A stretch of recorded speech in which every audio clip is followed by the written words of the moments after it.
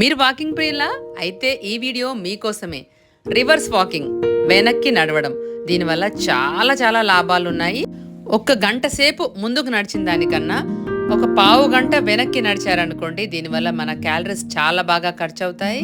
మనకు తెలియకుండానే neck exercise అవుతుంది, కళ్ళకి కూడా వ్యాయామం అవుతుంది. ఎందుకంటే వెనకాల ఉన్నది చూసుకోవాలి కదా. మధ్య మధ్యలో వెనక్కి చూస్తూ మెల్లగా మొదలుపెట్టి స్పీడప్ చేయడం వల్ల మన జాయింట్స్ కి కూడా చాలా మంచిది.